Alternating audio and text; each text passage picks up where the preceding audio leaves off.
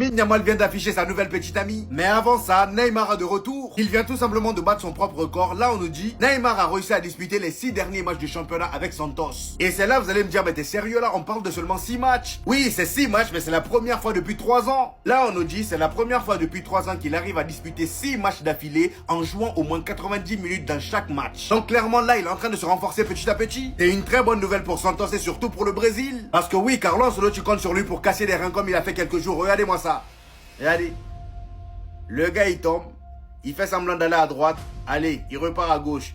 Le gars, il part dans le vide. Imaginez ce que les fans de Neymar doivent ressentir en voyant ces images. Et en parlant d'images, les amis, j'en ai une pour vous, surtout pour les Barcelonais. Là, on est probablement sur l'image la plus légendaire de l'histoire du football. Parce que oui, les amis, là, on est à l'hôpital de Barcelone et c'était en 2000. Sur la photo, on voit un médecin en train d'analyser, d'examiner le pied d'un gamin. Et devinez qui est ce gamin, les amis? Lionel Messi. Le médecin savait pas qu'il tenait en main une arme nucléaire qui allait détruire le monde. En tout cas, le monde du football. Et pour terminer, les amis, Lamine Yamal s'est fait cramer hier avant le match. Et c'est là on voit à quel point c'est compliqué d'être star. Les journalistes ne laissent jamais tranquille. Le gars est marché normal dans le tunnel et il a fait l'erreur de laisser la luminosité de son téléphone. Il y a un paparazzi qui a réussi à prendre la photo du fond d'écran du téléphone de Lamine Yamal. Et sur le fond d'écran, on aperçoit la tête d'une fille. Voici la fille en question. C'est tout simplement une version modifiée de Billie Eilish. Pour vous dire, elle était même présente au stade hier pour supporter Lamine Yamal. Ce qui est bien, c'est que maintenant, il ne peut plus y avoir de polémique, il n'y a plus d'histoire d'âge étant donné qu'il est majeur. Ce move-là de Yamal, hein, un jour il va passer. Et le jour il va passer, j'imagine même pas comment je vais réagir. Parce que c'est pas la première fois qu'il fait ça. À l'Inter, il a fait la même chose. Il va jusqu'au bout de la ligne, il fait mine de centrer pied droit pour feinter son adversaire qui fait tout le temps le tacle glissé parce que c'est normal. Et derrière, il tente une frappe. Pour l'instant, il n'a pas encore marqué.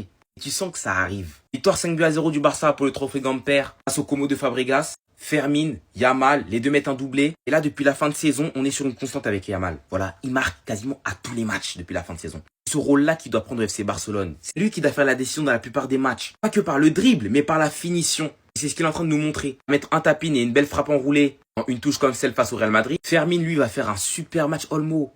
Là où t'es là, j'espère que tu regardes. Hein. Une frappe pied gauche, une frappe pied droit en surface. Comme au JO. Même appliqué sur le but de Rafinha. Top match de sa part, il mérite clairement son man of the match. De son côté, Rashford va manquer l'immanquable en loupant la cage vide. Mais bon, ce sera pas le seul à avoir fait ça puisque Ferran Torres, en deuxième mi-temps, il va le rejoindre dans ses bêtises. Pas l'un pour attraper l'autre et les deux ont fait une passe D en plus. Hein. Rashford aura offert celle-là pour Rafinha, il n'aura plus qu'à conclure. Hâte de voir ce que Flick va faire pour le début de saison. La place que va occuper Rashford, on verra ça.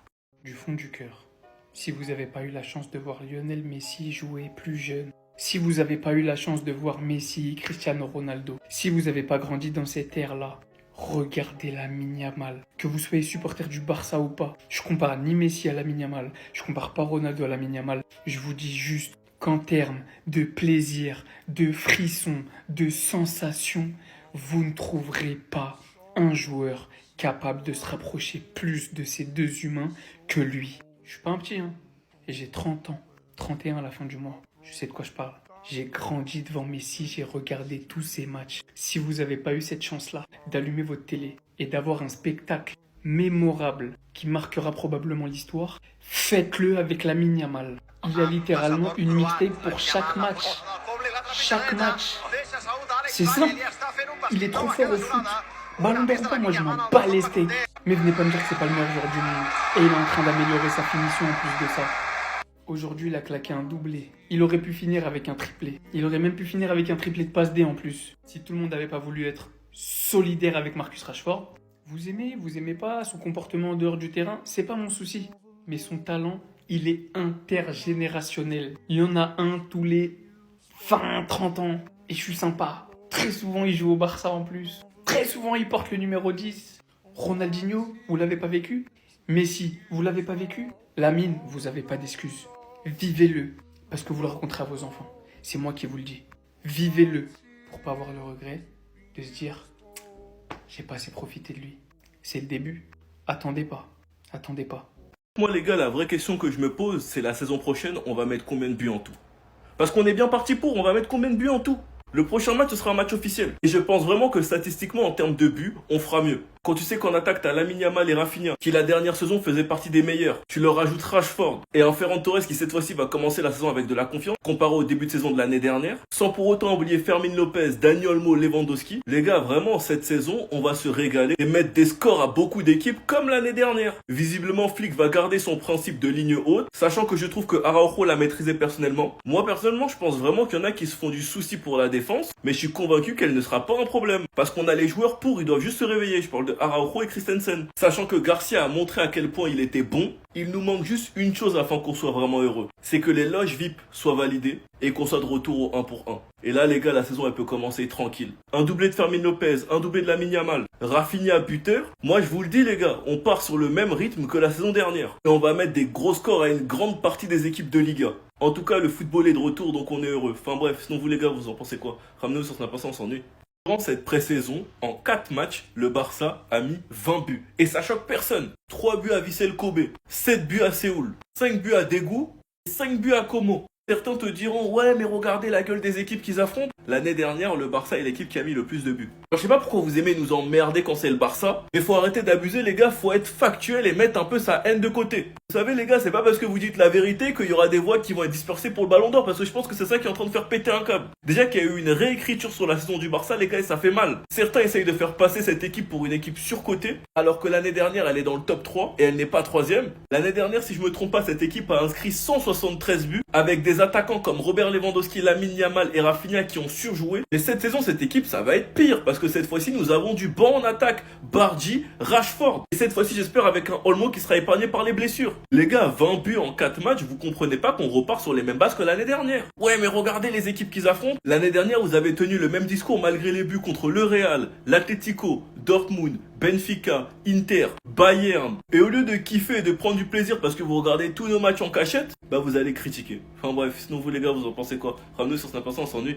Barça aura du mal pour inscrire ses 3 nouveaux joueurs, Rashford, Garcia, Rooney Bardi. C'est Mundo Deportivo qui en parle, j'espère qu'il se trompe. Marcus Rashford devrait manquer le match contre Mallorca en raison de problèmes d'inscription. La priorité est d'inscrire Johan Garcia, dont l'inscription est également incertaine. Sachant que Johan Garcia, après le Gamper, l'a lui-même dit, mon inscription, le club me transmet de la tranquillité, j'espère que tout ira bien.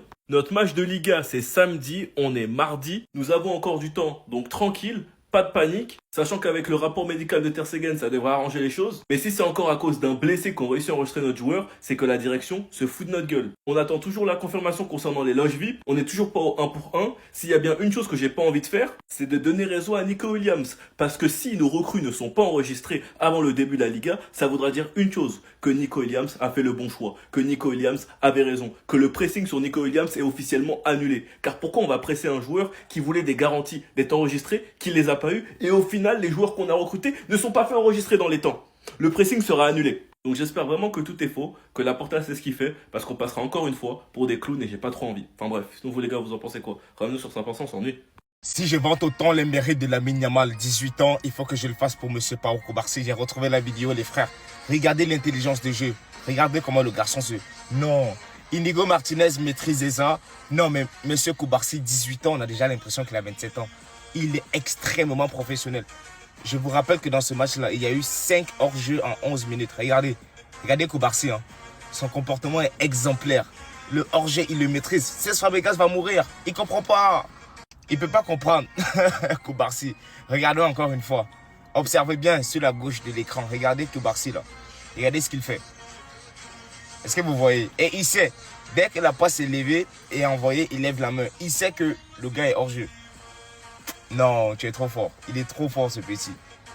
Incroyable. C'est pour ça que je me demande si Araujo ne va pas gâter notre hors-jeu. Mais quand même, c'était pas si mal. Fabregas ne comprend pas. On est trop gâtés au Barça, les frères. Ça, c'est un futur piqué. Incroyable. Golden Boy, moi je le dis. Hein.